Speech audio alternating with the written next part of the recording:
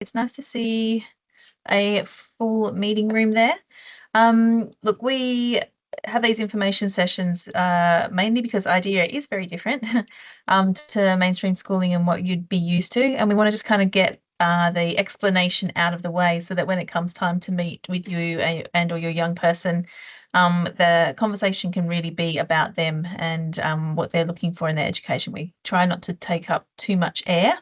Although, yeah, we do like to talk. So the next hour or so, we're going to just go through a little bit about IDEA and what to expect when, I'll do my acknowledgement in a minute, what to expect when you attend, how we actually created the concept of IDEA, and then we'll talk a little bit about the main differences and next steps. So firstly, acknowledging the traditional owners of the land in which we meet this evening. Usually you're all in our basement here and I'm staying back late. It doesn't look so appealing from my angle right now, but we are on Whadjuk country and we pay our respects to elders past, present and emerging. And we really sense I guess, the use of this space from our traditional owners in the past, where I am tonight on St George's Terrace. It was a really wonderful place for coming together and teaching and learning. So we certainly feel that within our community. So just give you a little bit of a context behind IDEA and how and why we have created it. A lot of that makes sense when you hear our own story. So I'm Nicole. I'm the mother of a young person who didn't fit the system, my son Dylan. And his whole journey through education was a challenge, not necessarily behaviorally, but just it was always, nothing ever came easy for him. He was a really good kid, or is a really good kid. He wanted to learn, and we could have really given him any education that he wanted, but he just didn't fit the structures of schooling. And we actually put him through Montessori even. So as in primary, and he headed off to state schooling for a couple of years before going into Steiner to finish off his schooling. So in that time, I was always trying to really find a place for him. And particularly when it came to secondary schooling, he'd struggled so much. He has dyslexia. So he had amazing levels of creativity, very creative young person, but just he could not. Okay, sorry. I thought that there was something for me about my sound. Everyone can hear me. Yeah, we could just never find a place for him. And it was having a huge mental toll on his mental health. So this was a challenge because that was happening in my personal life. But if professionally, I worked in education policy specifically, worked for the School Curriculum and Standards Authority for many years, for the Department of Education, and my role as well. And I worked in schools in leadership positions in schools as well. So I had a front row seat, I guess, to education and how it works within our country.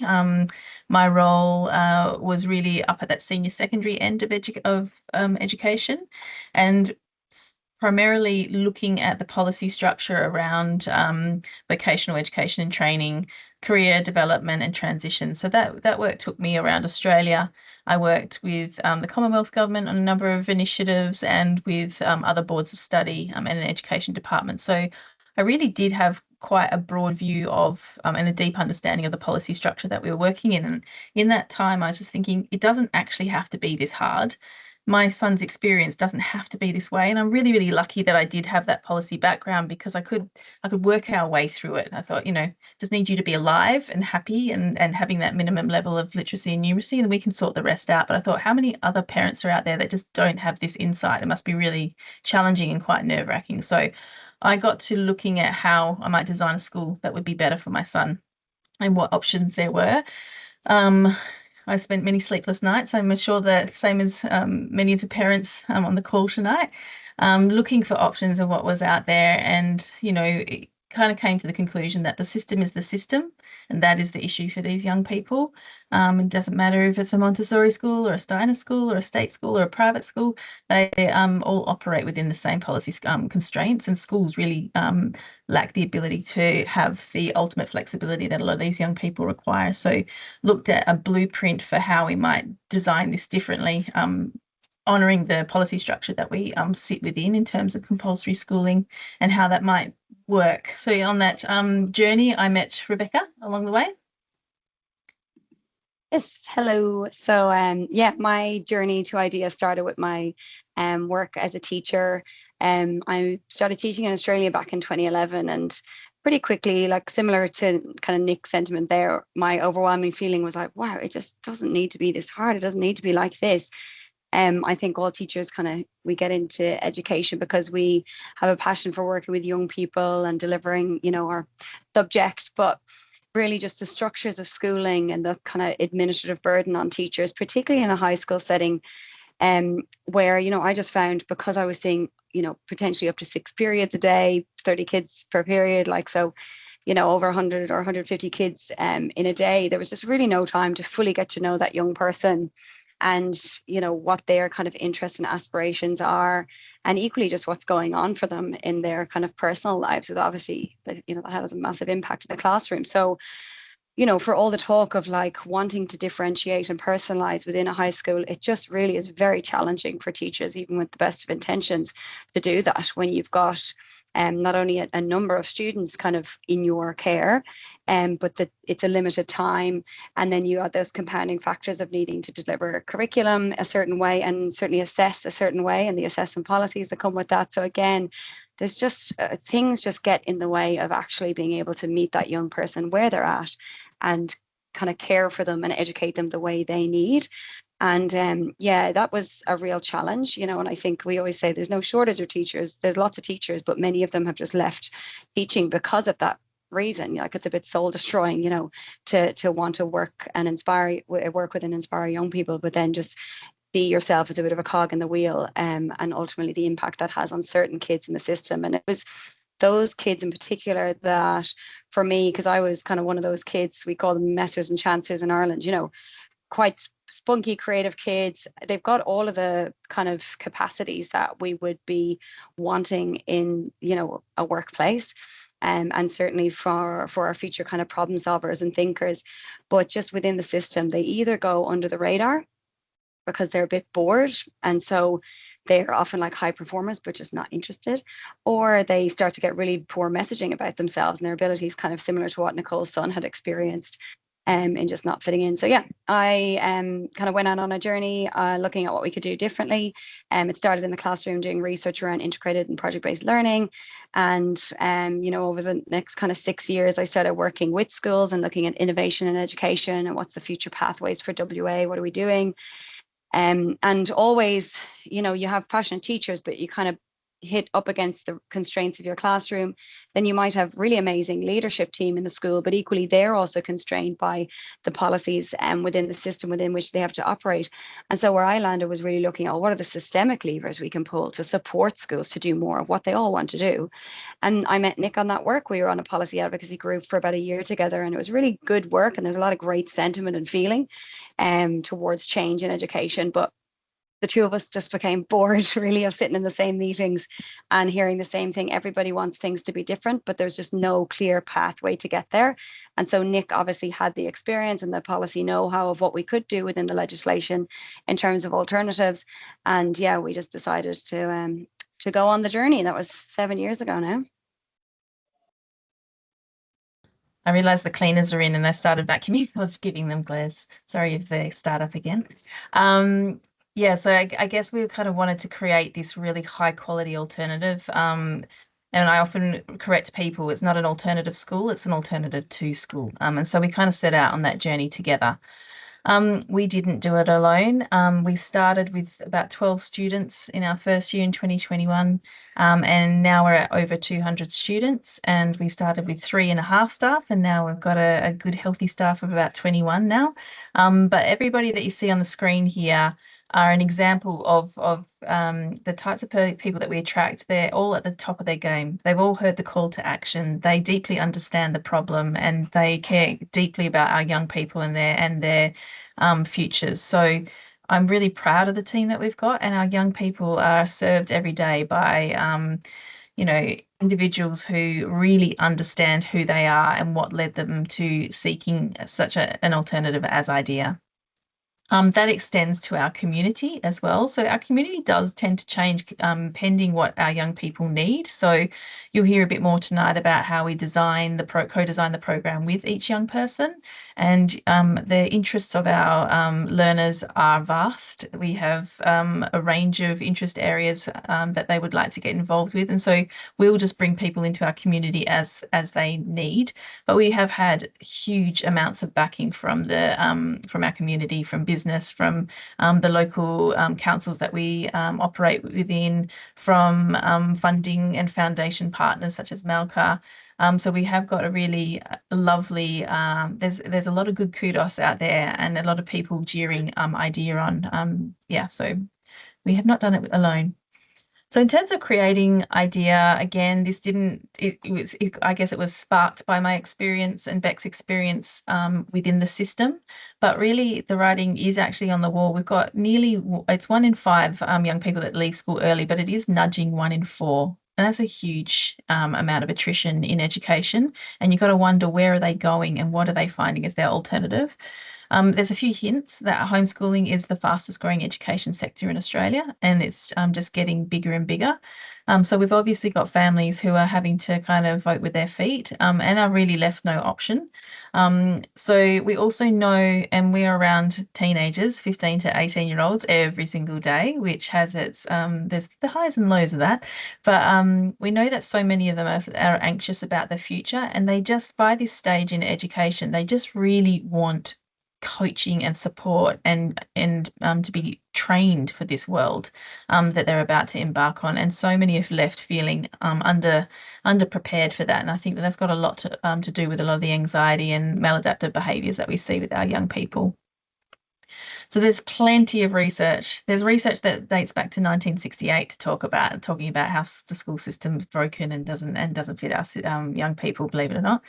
But I mean, being in education policy, the number of reviews and consultations and executive summaries that I've read that all say the same thing. To Beck's point before, I was just like, when is the change actually going to happen? And I think also operating within policy, it's a slow move to change as well. And so we just don't have time. And that's, I guess, why we kind of just took the jump. We don't have time to wait for policy to catch up. And so that's why Beck and I embarked on this journey. We've spoken to thousands and thousands of families, parents and young people about their experience in education and what they need. And really, IDEA is truly human-centered and designed around what the human needs. It's not rocket science what we do. We just simply listened and experienced and can see what works and what doesn't work. And we've designed IDEA around that. And as I said, I think one of the most interesting things for me, particularly in the work that I was doing with in government, was actually speaking with industry, and that there's a similar level of panic out there in industry, just saying, look, the gap between what we need within our society and economy, what our young people need to be ready and prepared with, the gap is getting wider and wider between that and what they're leaving school with. And so we really have kind of taken on board the advice from industry. Again, with those sleepless nights that I certainly spent looking for alternatives. Every time I looked to the alternatives, they kind of took me overseas into some really cool charter schools in the States and academies in the UK. And I realized that this charter school movement, where industry and local communities designed education around what that local community needed, we're one of the only developed nations that don't have that arrangement. So places like Nuvu, High Tech High, Boston Arts Academy, they were all schools, I guess, developed around what they're around a young person and project-based learning. Beck, did you want to talk to some of your inspiration as well? Yeah. Well, I think the nice thing about starting IDEA was being able to just look even beyond kind of traditional school structures. I mean, nothing about IDEA is like rocket science. We've just kind of cherry picked the best of what's out there and kind of added the IDEA lens to it. So, you know, particularly looking at the movement of online credentials and micro credentials as well. So this idea that really now you're not kind of limited by the teacher that's in front of you and their expertise. Young people, adults, we can learn whatever we need to learn through the internet. I mean, there's a lot of dodge stuff out there, but if you know where to go to find quality learning, you can absolutely educate yourself outside of a classroom. You don't need a teacher in front of you. So we really love that idea of just like full flexibility and being able to curate your own kind of portfolio of credentials. Um, and then in terms of the actual campus and the culture of Ideas itself, for me personally, I ran a network called Coder Dojo for a number of years in WA. And what that is, it's basically a network of technology coding clubs for young people ages 7 to 17. And its premise is just this like set up a cool environment, bean bags, chill, and bring in a bunch of young people around the idea of technology. And then they kind of just get on and do all these projects. And while there may be people with technical experience there, the idea is not for them to be taught technology. It's actually for them just to have fun, work on projects they're passionate about. And by doing the project, they're actually learning the technology and they're just supported by the adults in the room. And there's really great research kind of backing that as a learning method, i.e., just kind of self taught but guided by adults. So we really love that as well. And particularly the young people in the dojos often were, you know, they didn't particularly shine at school because they weren't necessarily interested, but because they had an interest in technology, the stuff they would do was absolutely phenomenal. We had one student there, he actually came to IDEA then subsequently for a bit. He was like one of the youngest kids in the world to pass some software quality testing exam, but on school was like totally flying under the radar and hating it. So again, just that idea of organizing around like a great culture and an interest base can be totally transformational for kids' experiences. Yeah. So I think Beck alluded to it then. We really got to wipe the slate clean. What a gift, hey? To be able to say, hey, if we started again, how would we do this? And we really did not want to reinvent the wheel. And we wanted it to be an option, not a necessarily a full alternative. So when we're looking for options for our young people, school has a place for many young people, but we wanted to make sure that we had this high quality option out there for parents when school didn't work. So on that, the School Education Act stipulates that our young people essentially by until the end of year 12 they need to be in full-time education or full-time training or full-time employment or a combination of those. So in my search, I was like, okay, well, this school isn't working, so what's out there? So there's an emergence of micro schools where we have larger schools who have kind of developed an annex that specialize in more focused and focused education for a cohort of their young people, but they are still schools, and they work well for many young people, but the kids still have to operate within those the policy structure of schooling, and most of them are actually delivering the WA Certificate of Education, the WACE. So by the time they hit year 11 and 12, there's still the same assessment policy, assessment structure as a school. Online schooling is an option. However, many of the young people that come to us from online schooling just have felt really, really isolated. And so that's not an option for most of them. We have the specialist programs, which is where I thought, okay, well, I've got a son, he's really artistic and creative. Sure, he's got dyslexia, but let's see if we can get him into John Curtin College of the Arts, and couldn't afford to get into catchment. So we're just on the outskirts of that. But he went in the year his group were the first year that went to where year 7 went to high school. So there's 600 applicants for 60 spots. And of course, he got through to the last round for the practical, but bombed out in the actual gate test. So these specialist programs are typically for young people who are talented and academically strong as well. So that's not an option for most people. Care schools are kind of on the other end of the spectrum and they're established to really service young people who are experiencing significant behavioural or social challenges and engagement challenges. So again, I considered that and I looked, I was like, that's not his problem. He actually wants to engage in schooling.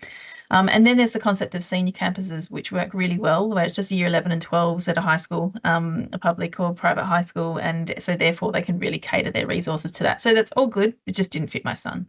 So then we looked to vocational education, so full-time training options.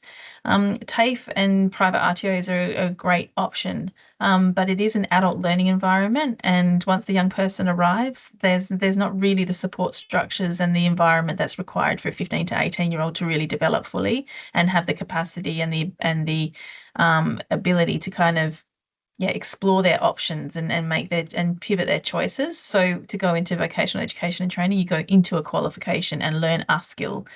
So that wasn't going to be appropriate. Full-time employment is really tough, especially as a 15, 16, and even 17-year-old. But that it's a long road to get to where they need to get to. And a lot of the young people that come to IDEA are quite capable. They just need a different environment. So that's not appropriate either. And certainly it's the case in my son. He would be dead today if I homeschooled him. That just was not an option. I would have killed him. But also financially, that is a huge sacrifice that parents have to make often to have one of the family members, the parents at home. So we created IDEA to kind of take the best of all of this. We provide a secondary-like experience. We embed the credentials that the young people do is training. So we chose the full-time training option, but that's not the point of IDEA. And we actually immerse the kids like right in the real world and give them the ability to get out into the world and build those employability skills. So we worked out what IDEA was going to be and how, like, where the gap in the market and the options was. And so we knew the mechanics behind that. And then the next step was to say, okay, well, who do we want to serve? Because there's no point us trying to be everything to everybody. I think that's part of the challenges that schools face is they have to be. And so we wanted to really identify who was missing out, who was underserved in our system. And so we came up with three personas, so to say. So these are all ex-students that you see here, Tide, Micah, and Teak. Tide is who we call ambitious overachiever. So these young people are in school and could do pretty well. Some of them are on track for the 99 ATAR. They're kind of getting on. The school like them because they kind of perform well in their tests. Either that, but they have to kind of wait until the end of schooling to follow their talents and the things that they're actually interested in. So they can be quite under-engaged. I've heard this term called presenteeism. They show up every day, but they're not really fully engaged. Some of these young people also just stop going to school because they're so underwhelmed and they realize that they're having a better experience outside of school. So when they come to IDEA, our default answer to these kids is yes. They're usually a lot more mature. And so we try and shovel as much opportunity their way, or they usually actually create a lot of their own opportunity, and all we have to do is provide facility for them to add that to their program. So a lot of these kids are doing the university studies. They're starting that. We've got some arrangements with some of the universities for our kids to start their undergrad units for free. So it's a good try before you buy approach. So these guys really fly at IDEA. So I always say that you either come to IDEA to identify what you want to do and or clarify if that's the path. So test a couple of options or accelerate this path and be way ahead of where you would if you stayed at school. So that's these kids. Then we have these dynamic disruptors, new phrase for them. We've kind of been toying with how we describe these kids, but the dynamic divergent thinkers. So these guys are sometimes a neurodiverse, or they come with a bit more of a sensitivity than most students, and school's been really overwhelming for them. Not because they can't do it, it's because the environment just doesn't. They just don't fit that mold. They're a true square peg in a round hole situation. So when they come to IDEA, what we really love to see is that they kind of reset and they start to regain confidence in themselves as a learner. And there's the flexibility of IDEA that actually really appeals to them, and we see them thrive. These guys have typically got a real gift that's not been able to be realized until they land at IDEA. And then the last one, Teak, he's an example of who we call our connection-seeking independent. So these are typically our homeschoolers and our online learners who know how to curate a learning experience. They love that flexibility and autonomy. They've done pretty well. They know how to live and work in community. But what they're missing, they're feeling quite socially isolated. They're just missing the connection and the community and the culture that a kind of a school-like experience might bring, but they don't want to go to school. So those guys do really well at IDEA. So they're typically the persona personas that we serve, and our kids are often on a spectrum of that. But the really key thing with our young people, they don't have to know what they want to do to come to IDEA. That's okay. That's part of the exploration. But they do need to want to learn, and they do need to want to do something with this time. We always talk about IDEA, particularly if they start in our rookie year, our first year. They've got a 3-year opportunity to really discover who they are and what it is they love to do, and experiment and get that, be quite strategic about that transition to life beyond compulsory schooling. I'm just going to show you a quick video of one of our students, Luca, an ex-student from a couple of years, who's going to explain his take on IDEA. When I was homeschooling, I needed to do something for year 11 and 12, and I didn't really want to go to a mainstream school. So my two options were going to TAFE or coming to IDEA. I couldn't really pinpoint what I wanted to do at TAFE, so I decided to give IDEA a shot. So on Thursdays, I do work experience at an IT support company, and on Fridays, I am doing a Cert 3 in IT with a cybersecurity focus. So I'm interested in doing business in the future, and I believe IDEAcademy will help me because it's very tailored and personalised to what I want to do.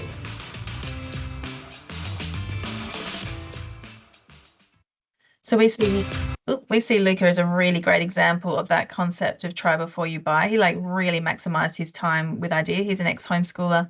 And in his first year, as he said, he was really IT focused. He did his Cert 3 credential. He did hundreds of hours at an IT support company.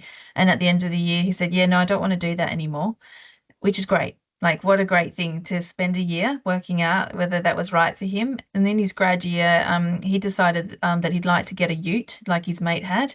And his mate had was doing an apprenticeship. He's an apprentice furniture maker. So for his grad year, he went and did work placement again. This is what we loved about him. He's a real go-getter. But he did his whole entire grad project on designing and making gorgeous furniture, bespoke furniture. And so by the day after he finished his grad year at IDEA and all those hundreds of hours of work placement as a trade assistant at this furniture maker, he got himself an apprenticeship the very day after he completed IDEA. So he went from IT and business to becoming a bespoke furniture maker, and really knowing, having been able to test that while he was in his last couple of years of compulsory schooling. I'm going to head over to Beck now to talk you through the academy. Yes, thank you. You're happy to keep driving, Nick. Thank you. Yes. So yeah, look, we talk about kind of 6 key differences between IDEA and a mainstream school, and it's something we do talk a lot about and kind of bring parents on that journey from orientation into IDEA, and to really understand the differences between IDEA and a school, and also how to maximize a young person's time at IDEA and the relationship between you and IDEA. So the things we talk about, well, first is quite obvious. Well, we're not a school. We are a full-time training alternative to school.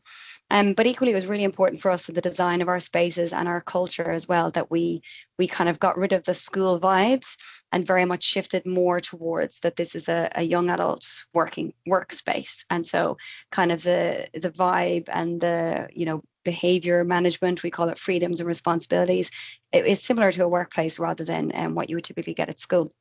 And so the way we've designed our campuses, if you have been into them, you'll kind of get this.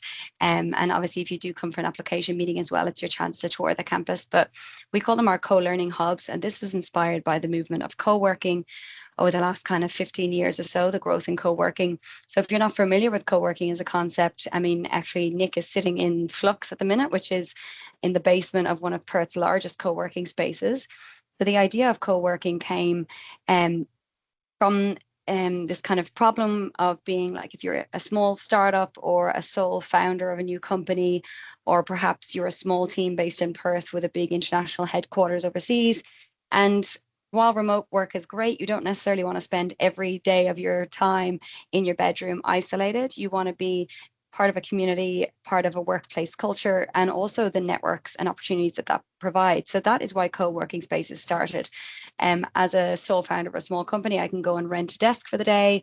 I can kind of rent a more semi-permanent desk or a small office. And so the idea of a co-working space is that you've got all of these different people coming together and typically working on really cool, innovative projects. Space Cube, for example, has 450 member businesses within its they have 3 locations on St. George's Terrace that our students use as well. And so you join the co-working space, you get a space, but you also get the networks and the community, which is really, really important. So it's about also connecting and the kind of events that happen around the space as well. So that was really core to the design of IDEA, this idea that we're going to have all these young people coming together, all of them with different interests and aspirations and working on very different things. But that in addition to providing the space for them to do that, we also want to provide them the culture and the vibe and the networks and the opportunities that come from attendance at our campuses. And so then on to how that feeds into the actual experience for young people when they come to our campuses. Well, everything is about co-design, what we call co-design. And this is a constant and ongoing conversation about that young person, where they're at, what are their interests and aspirations, and how do we either turn up the dial or kind of turn down the dial on their experience in terms of what's on their plate. So it's all around just a conversation of like, what are you interested in? How can we shape the projects that you do around that interest and the exploration of that?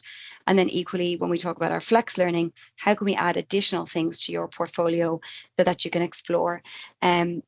So very much a shift away from the kind of one size fits all curriculum of, science, English, maths, HAS, and a set curriculum. While we do have set qualifications, they're very much around project management and transferable skills so that our young people can weave their interests in. And so then on to how that builds into the relationship with the adults in the room. Again, very big shift from school, which our rookies typically in year 10 take the longest to kind of make that leap from. It's not Miss and Sir, and we're not teacher and student anymore, we're coach and mentor. And so the job of the adult at IDEA is just to back that young person, to try and bring the best out of them and to work with them and the family as well to say like what's working, what's not. And again, it's different each year because every cohort's different and every young person is different. But the real flip there, again, culturally, is you're not sending a young person an idea, is saying we know what's best for them and they have to do it our way. And let's have a conversation about how we make them do it our way. It's very much like you and your young person have the richest picture of how to what you want, and then work with us to kind of also build that picture and kind of how can we help push. Because at the end of the day, the goal at IDEA, it's not about getting an ATAR or a particular WACE attainment or whatever.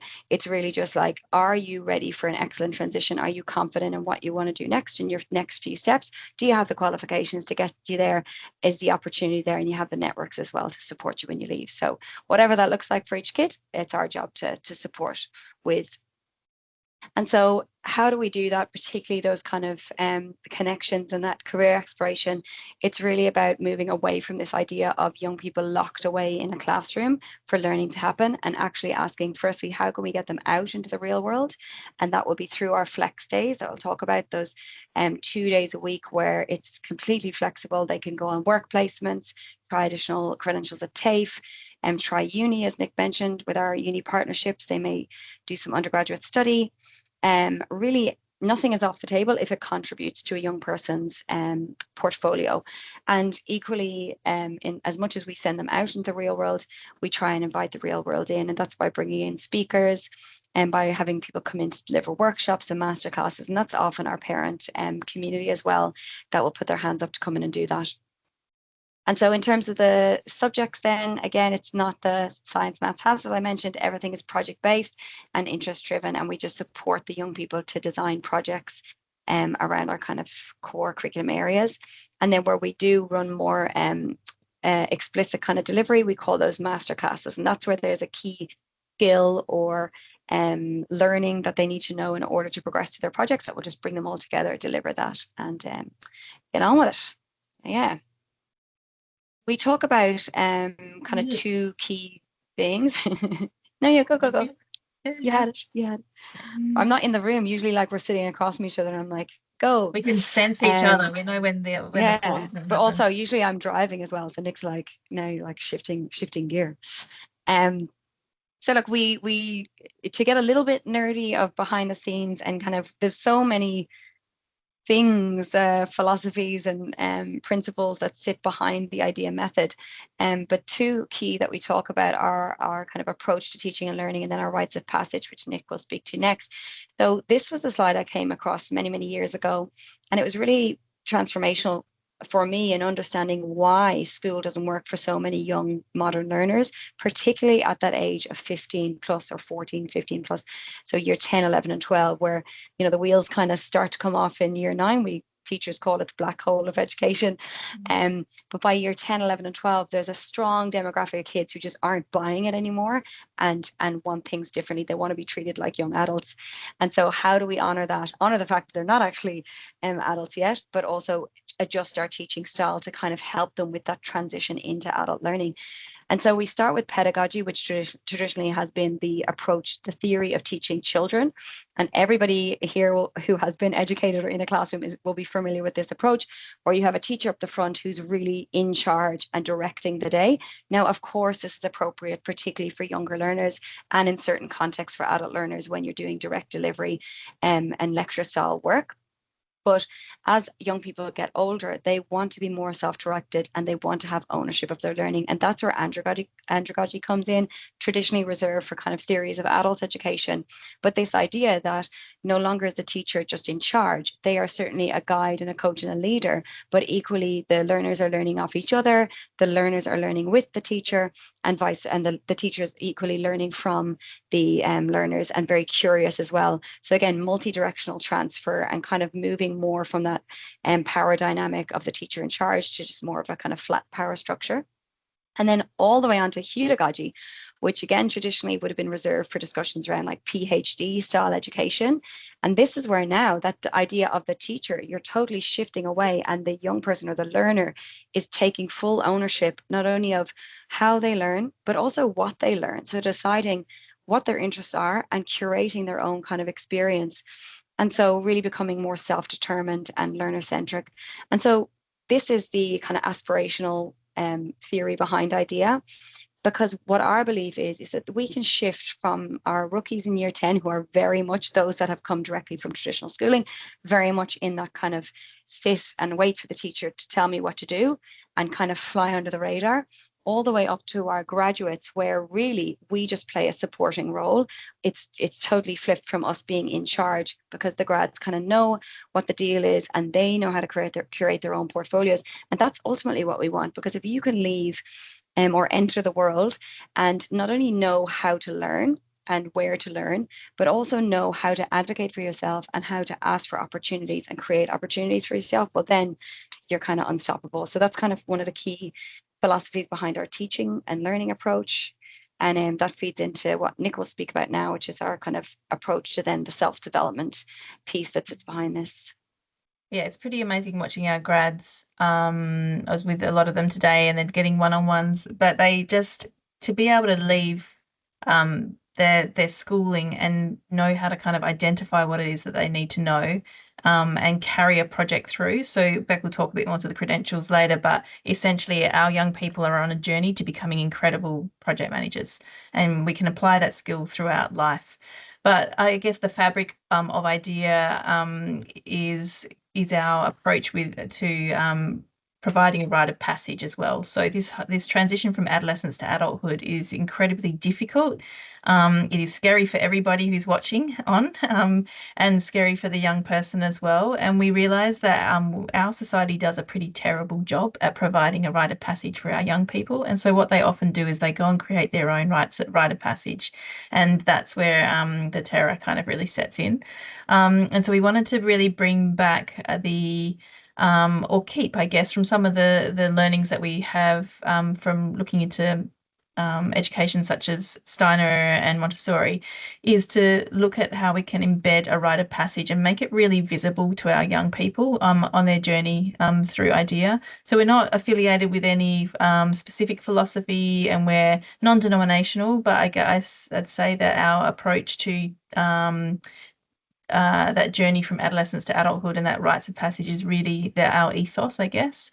And so we see this this journey, they play out over and over again every single year. It proves itself. And typically in term one, we're looking at really building their why, why the young person's here. They create the culture and the community with our guidance. And once we kind of bed that in, that's when we set sail. And term two can be bumpy sometimes because they realize there's no hiding an idea. They really have to take accountability for what they do. There's no comparison with others. So, it's very obvious when the young person doesn't do something at IDEA. And so that can, we're there with them on that journey as well, as they kind of have to drop a lot of the defense mechanisms and strategies that they've used to avoid learning in the past, some of them, and for others, the accountability can be a bit much, but every single time, once we sit in that coaching space and help them kind of realize what it is that they're here for and what they're wanting to achieve, then they're unstoppable. We talk constantly about creating a strategy, a career strategy and a learning strategy, and we will revisit that over and over again. So the learning team are the parents. So the parents are very much in the fold again, which is really nice. A lot of parents really like that, being back in around the table. And the learning team at IDEA. Everybody at IDEA is involved as well, not just their experienced leads. Actually, do you know, on that, I saw this funny reel recently, because we talk about freedoms and responsibilities as kind of the behavioral organizer at IDEA, and just balancing those two. And so it's always a conversation about that. And there was some reel, and it was like, basically, who has all freedom and no responsibility? It's like only one person in the world, a baby. But it made me giggle, because that's kind of what we talk about this, the key thing on the transition from adolescent or teenager to young adult is around the fact that you have to take ownership of your life now. You don't have a parent telling you where to be, what to do, and all those kind of things. But there's a massive leap in that. So oftentimes the teenagers are like, they want the freedom, but they don't necessarily want the responsibility of then managing everything themselves. So it's it's really great to be able to have that conversation openly with them, and as they go through that discomfort.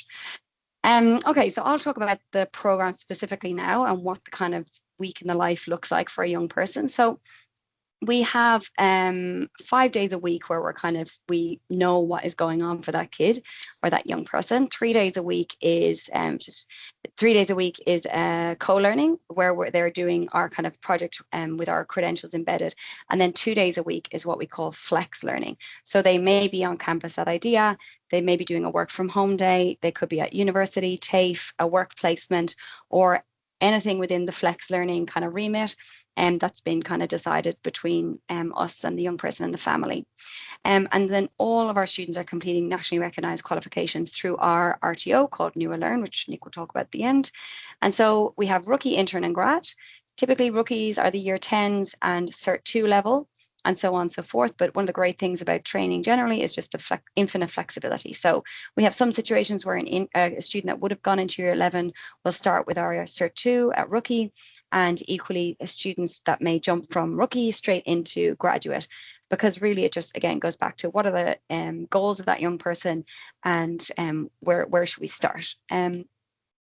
Off you go there, Nicole. You should just have like a code word. Yeah, it's okay. Because we also changed these slides, didn't we? We've updated. We did, yeah. So we added in, so here's an example of the vocational qualifications at our rookie level. So we have a Cert 2 in workplace skills, Cert 2 in applied digital tech, and a numeracy skill set. So we always joke that, like, if we just sold IDEA based off the qualifications alone, no kids would come to IDEA because they seem very dry. But the reason we've picked these, and we've picked business at intern and grad level, is because they lend themselves to project management, transferable skills. So of course, yes, we have many students that are interested in business and entrepreneurship and startups, but the reason we have business is purely because it lends itself so well to projects. So whether you're interested in technology or the arts or exploring trades, you can do that within the context of the projects that you do at IDEA. Which brings me to the 4 strands. So how do we do that? We have these organizing strands, which I guess is the closest thing we'll come to our subjects, but they all kind of speak to each other as well. So they're really just themes throughout the program. future ready, and this is where we integrate those qualifications in. So the young people don't necessarily know that they're doing, like, it's not like we're sitting down and doing tests and assessments or anything like that. They're just doing their projects, and then we're collecting evidence of competence as they go through. So future ready is very much very much around kind of learning the skills of project work and how to self-direct and the executive functioning around that.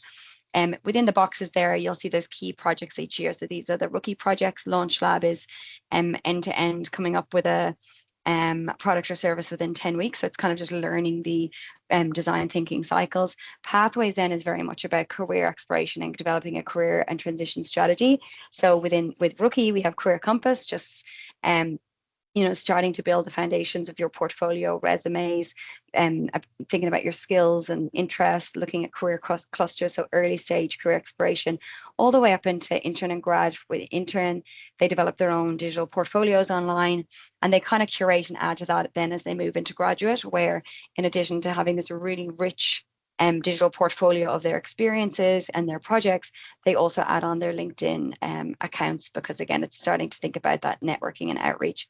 And then into Citizen and Access. Citizen is very much about how do we solve the big problems in the world, and it moves from everything from informed citizen and Rookie, which is just how do we become educated on topics, into active citizen in intern, which is how do we become an active citizen and advocate.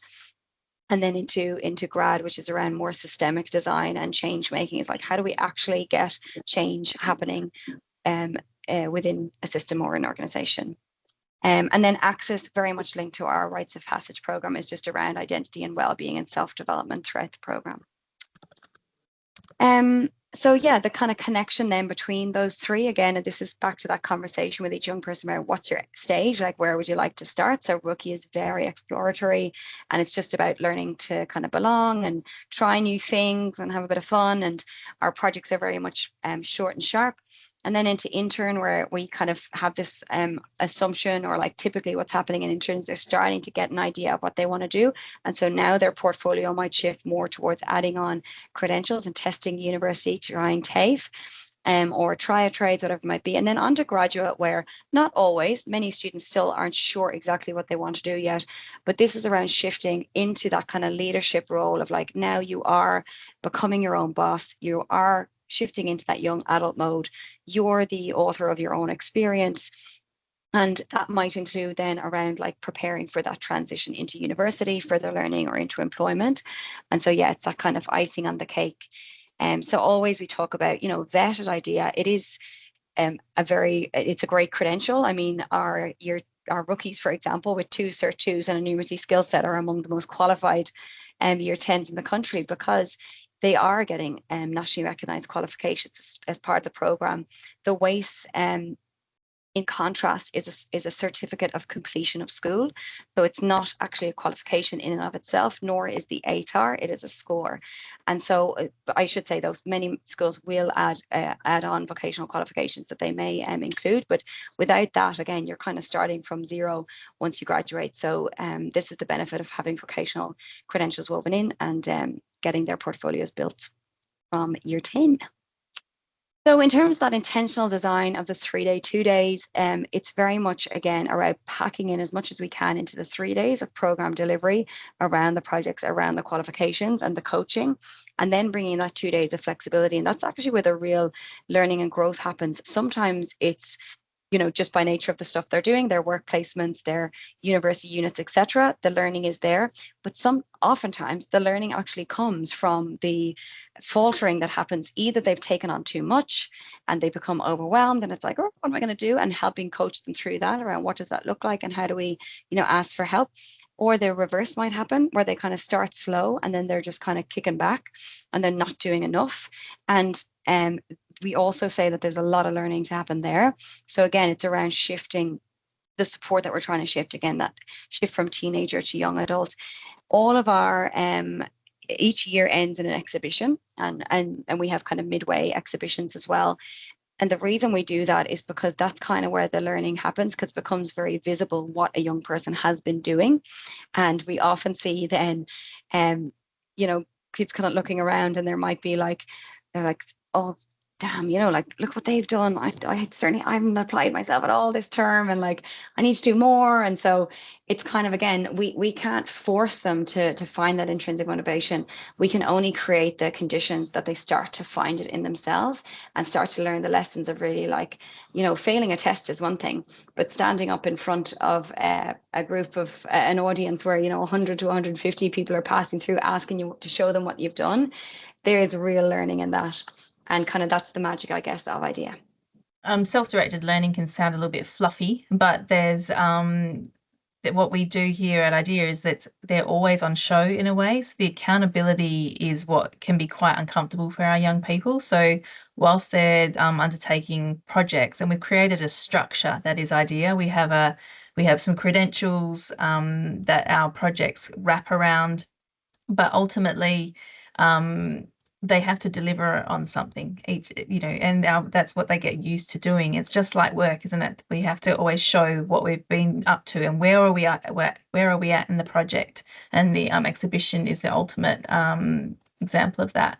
To Beck's point before, the credentials that come out of IDEA, they're the byproduct of going through our program. So if you were to head off to TAFE to do these credentials, it is very sequential, it is unit by unit, it is very much focused on the training package and completing assessments. The way that we do IDEA, it could stand on its own. We've just, because we're navigating the policy piece, we're like, okay, well, the outcome can be a qualification, but by going through the cycle of our program, the evidence that they develop will map back to these qualifications. So the WACE, or the Senior Secondary Certificate, as it's that is a term for the Australia-wide credential, doesn't actually sit within the hierarchy of credentials that our students jump into. And we've got many young people who in our grad year who are doing certificate 4, some have got some diploma units, and as we mentioned before, quite a few of our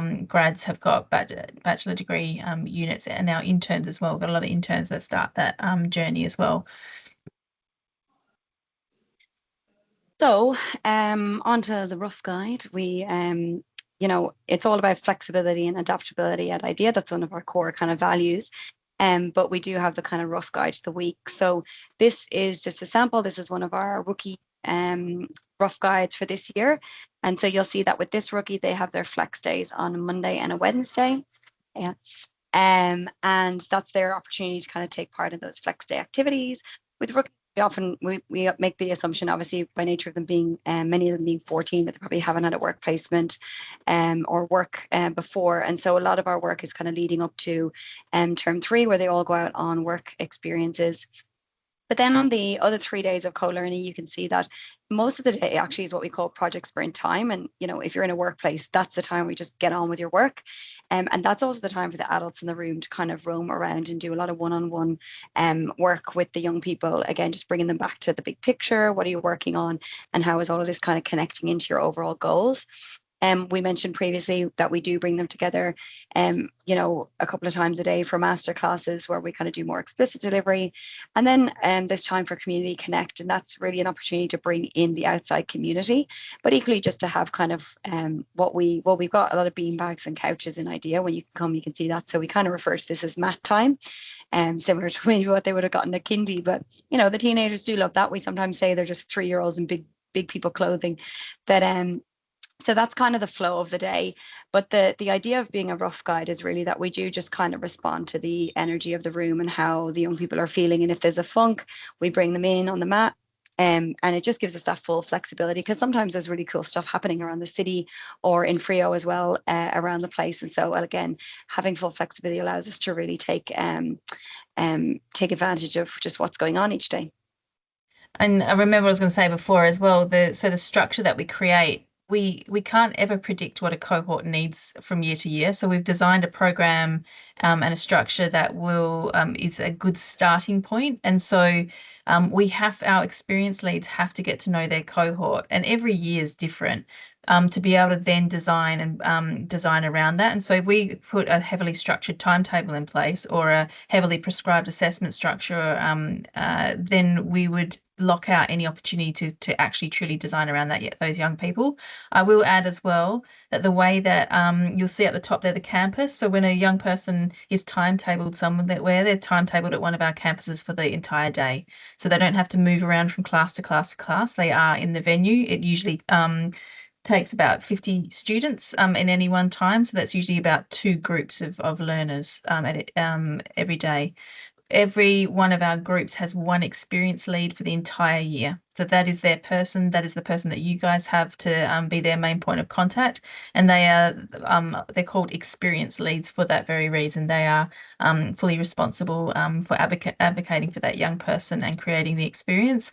However, we have no offices here at IDEA with doors on it. We are all sitting on the floor like a co-working space. So even Beck and I are on the floor, and the kids can, we always have many, many conversations. So it's really lovely that the kids can really draw on the entire staff for their experience. And on that, particularly on the flex learning days, what are our students doing? We've got some examples at the top there. We've got Tom holding a certificate with a big smile on his face. He was one of our entrepreneurs who had a really cool business idea. He developed a mental health app for teens and had gamified it a bit like Candy Crush for mental health. And he went and did a business accelerator with a whole bunch of adults. So we did this business accelerator, Beck and I, when we were kind of ideating IDEA, and he actually won the entire thing. So we had a 16-year-old who wiped the floor, knew how to pitch. Don't know where he learned that from. But he did really well, and he would work on his flex days on his business. Malia is our beautiful smiley girl in front of the colourful wall there. And Malia is interested, well, her intention is to go off into, well, first of all, it was medicine. And now she wants to do nursing, she's decided, and do paramedics, go down a paramedic pathway. But this girl, I think she's done like 6 university units during her time here. She's doing the uni ready. So our kids get into university by doing the IDEA program, gets them in, but the English language competence requirement is met by doing the 2 communications units from the enabling programs, which usually you can't sit until you finish school, and had a bit of a near miss. I have to do is spend your first 6 months in at uni doing a bridging course. Our kids do that while they're at IDEA. That's how they get into uni. And so she's done multiple credentials there. She's works at a pharmacy. She has done a number of micro credentials in medicine, and she's well on her way to starting uni. Jack and Teak are there. They were our film boys. They both did films and had work experience for a photographer, within one of our networks. And Jack's got a job at the new studios, and Teak is off studying film at uni. And the girl on the angle grinder there is Ash. She only stayed with IDEA for 6 months, which we might think, oh dear, why are they talking about a student who left after 6 months? Well, that's because it's a success story. She was interested in the arts, but she thought, I just want to kind of have a try of construction because I might get into set design and stuff like that. We got her a work experience with a female construction company owner also called Ash. They did about a month together, and Big Ash said, I want little Ash. She's just amazing. So she took her on as an apprentice after that. But we go through all the traditional rites of passage. Our kids at the moment, we've got a whole, our interns and rookies are on camp. Our grads have a beautiful graduate retreat in the week 5 of term 1 to really identify the fact that they're grads. We have a gala, which is like the school ball. And we always, as Beck said, have guest speakers in the hub sharing their journey. That one down the bottom there with all the chairs and the kids at the screen is actually a startup who were ironically looking at building a mental health app for teens, which the kids didn't want from the adults. They only wanted it from Tom. But they ended up going on the founder journey and the entrepreneurship journey with this group of founders, and they developed the first investment app for teens right here in the hub, which ended up selling and being acquired last year for a lot of dough. But our kids got to both learn about it and see some founders that were actually going through that journey themselves. This is just a quick clip on a day in the life. We'll be finished up soon, but this is a day in the life of IDEA.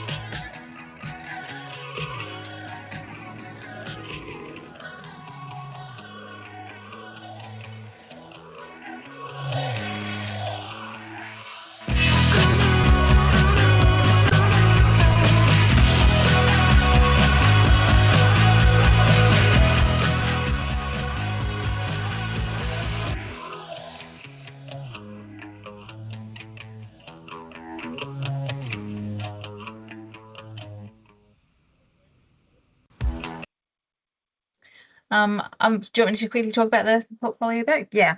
So it's essentially the outcome of IDEA. As I always say, I'm super proud of our grads as they walk out the door. I can't think of one of our grads who I have gone, oh, that's kind of undercooked that experience. But essentially, over their time with us, they have built a whole portfolio of experiences, credentials.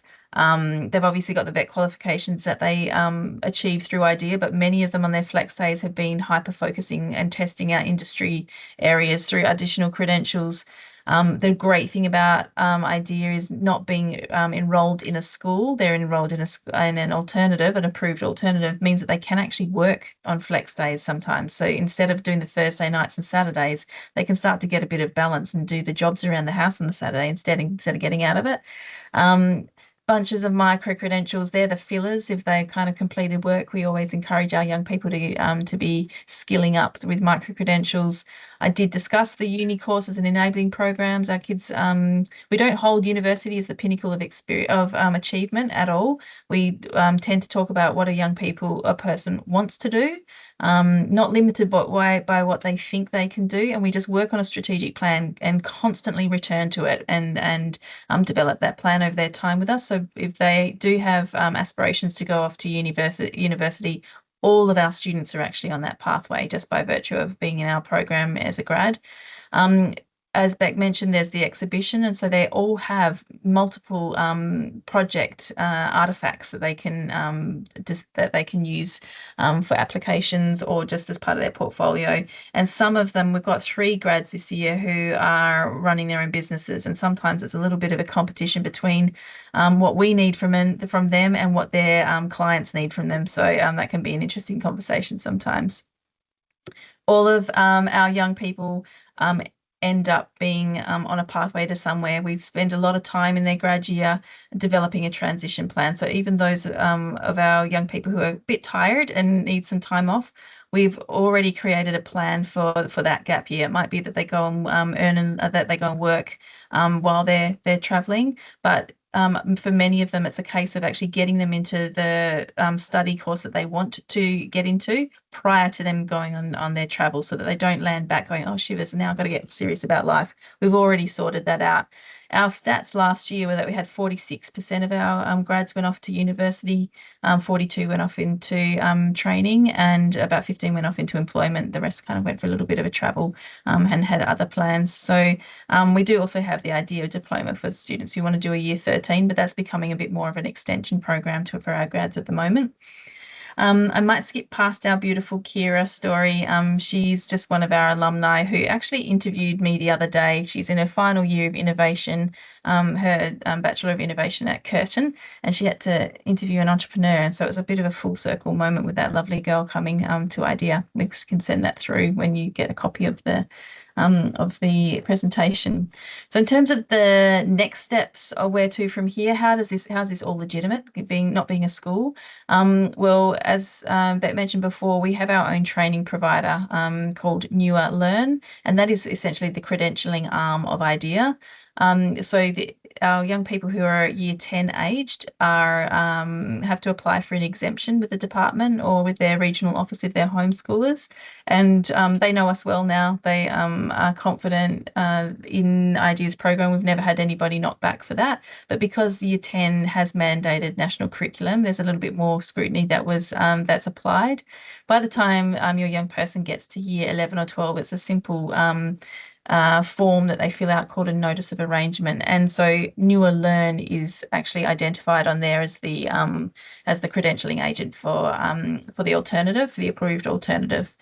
So that we assist our families with that process and can certainly help demystify some of the paperwork that's required to get into an approved alternative. So in terms of where to now, we've we're at the very, very tail end of taking our young people on for 2026. We've had onboarded a couple in the last couple of weeks, but we really are shifting our focus to the 2027 crew. So if you'd like to just have a conversation, they're not the same as a school interview. They're typically meetings just to kind of get a sense, a vibe check between whether that young person's right for IDEA or equally we're right for the family and that young person.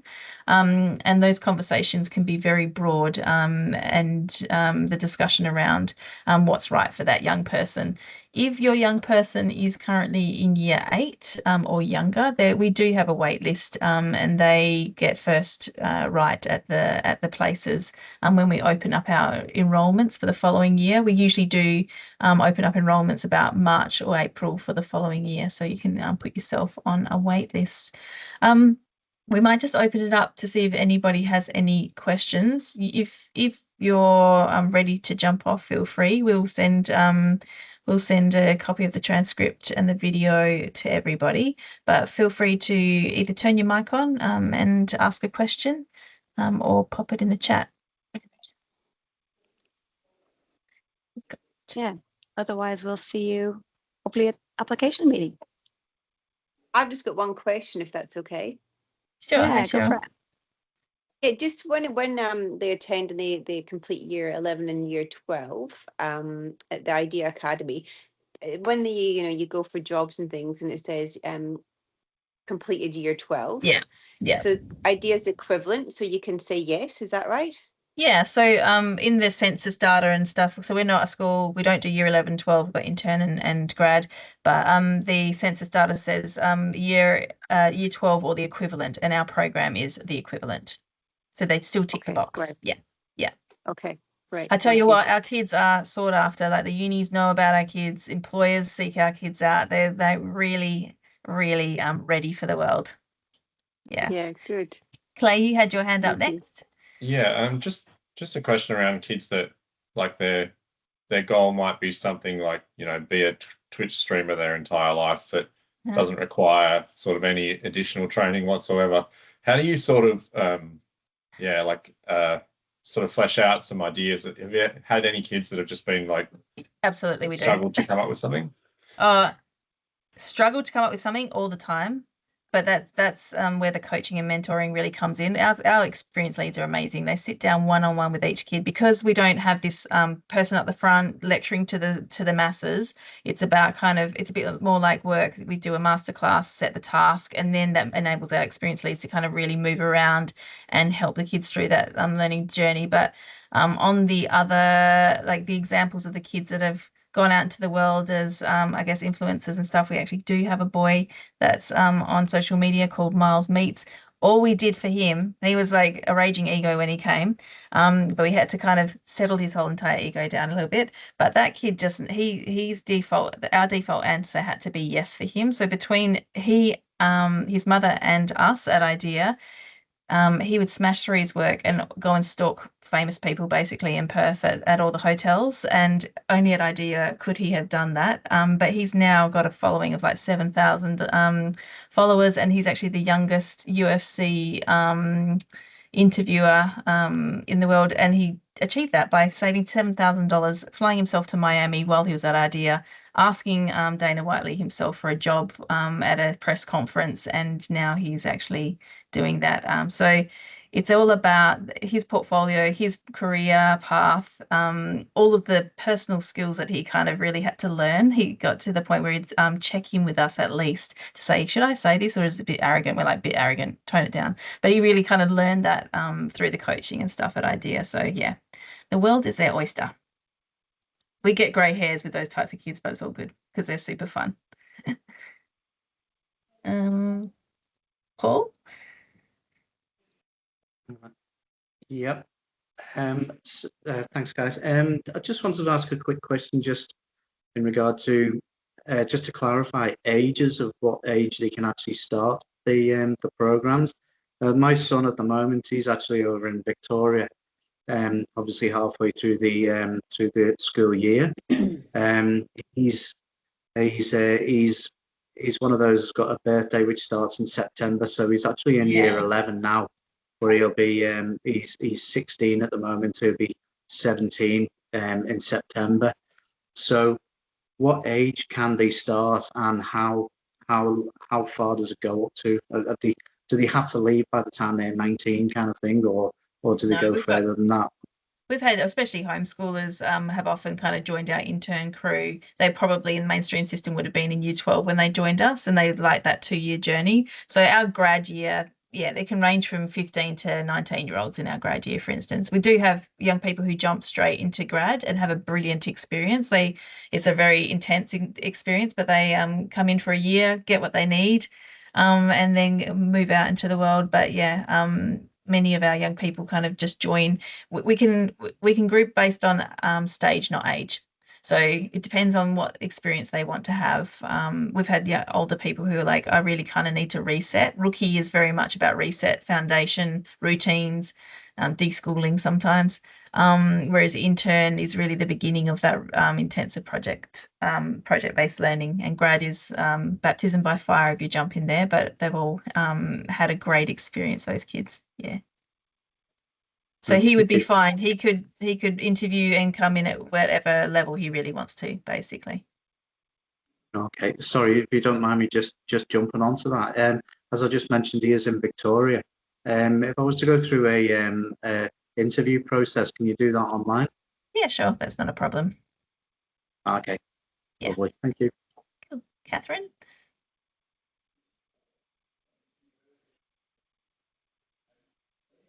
We'll take yours, Catherine, yeah. Sorry, a little bit of a lag. I got okay. a lag on my laptop. I do apologise. So you can see my Jacob sitting here. Hey, Jacob. This is look, my Jacob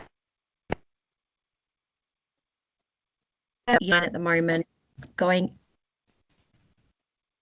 into beyond his years. I'm struggling with him and maybe you turn your camera off.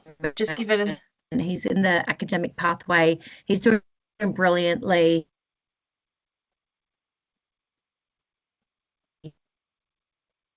He just gets bored. He gets frustrated with the school teachers, and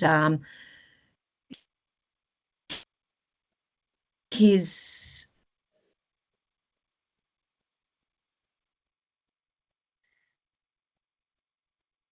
I'm gonna just wondering if I can turn Catherine's aptitude and his mindset is it.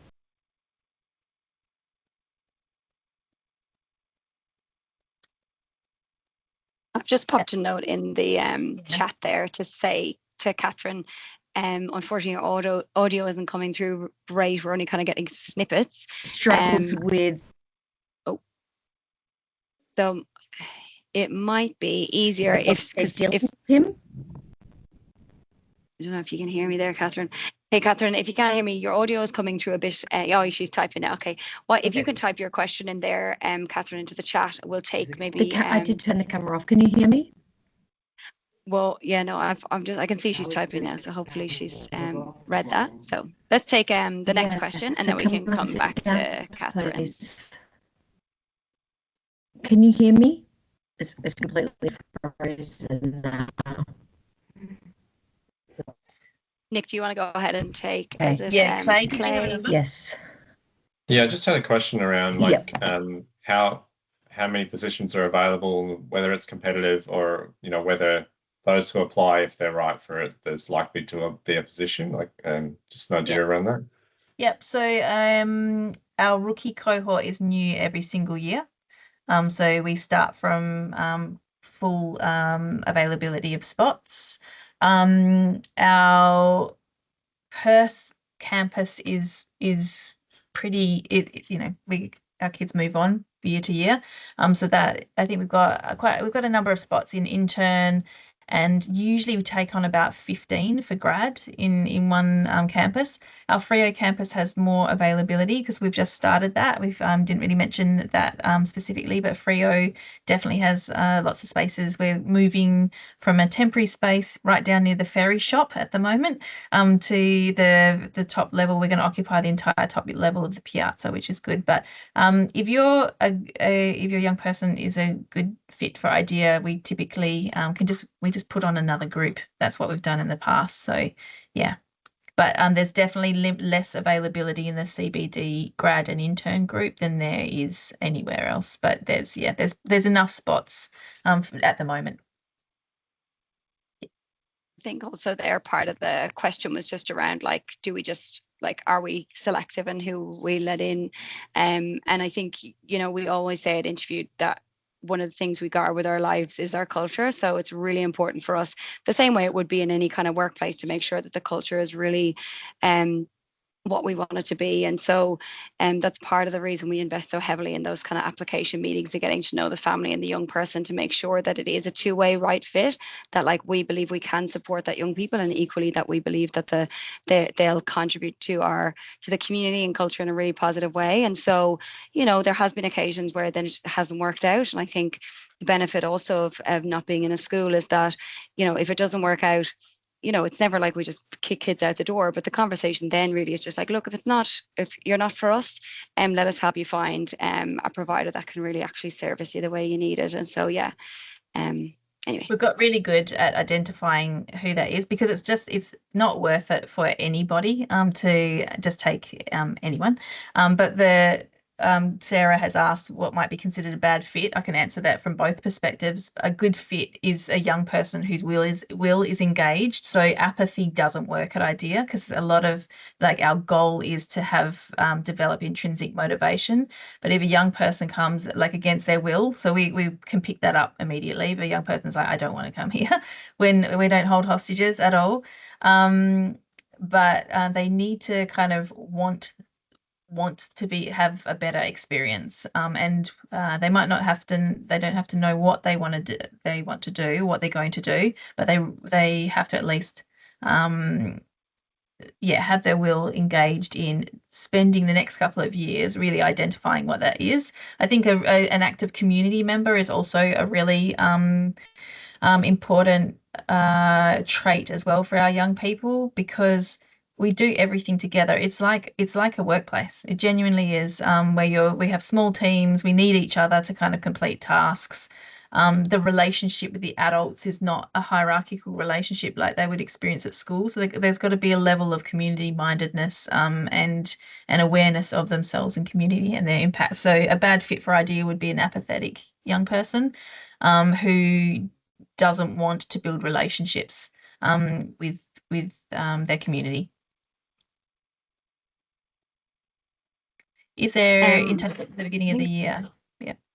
Well, Paul, you did put your hand up after that, Paul, if you wanted to have a question, but I've just responded there. The intakes, our main intake is in February, and we can continue to take some students on pending spaces and throughout semester one. But for our grads, that's the only limitation there, just because it is a really intense kind of sprint program finishing at the end of term 3. So, you know, typically there it's like the first few weeks in term 1. There's a lot that goes on in term 1 as well. Like onboarding is so important. We want it to be a good experience for our young people, and so there's been a couple of kids that we've interviewed recently, and we're like, they don't have the resilience that would be required to kind of get their head around something like IDEA and make their friends. So it is better to start from the beginning, because there's so much invested in building the container, as you saw in our rites of passage. There's so much invested in that in the first term, and making sense of how we do things at IDEA. Matt, you have a question as well? Yeah, thanks. I think it was just a question I asked earlier on the phone. It's just about availability for rookies for this term in Fremantle. Yes. Was I supposed to call you today? Probably. That's okay, Nicola. Yeah. No, I spoke with Emma probably. Yeah, there was someone I had to call back. I don't think it was a Matt though. Yes, there is availability in Fremantle. As I said before, that is definitely a conversation that we'd need to have just to see where your young person's at. I've had to have a conversation with a couple of people. We've taken on 2, but suggested for another 2 students that they, in terms of the resilience required, that it might just be too much to kind of take on. So happy to have a chat with you. I've got your name there now, so I can look up your number in our system and give you a buzz tomorrow if you want. Great, thanks, Nicole. Thanks, Nicole. Thanks, Rebecca. Yeah. All right, thank you. All righty. Well, is there any other questions? If not, as mentioned, feel free to jump off. I'm going to end the recording at this point. Oh wait, no, I just remembered I can't. Nick, you'll have to. I'm not a presenter. But yeah, otherwise, look, it's great to see you all here tonight. We hope you've learned something, and yeah, feel free to. Well,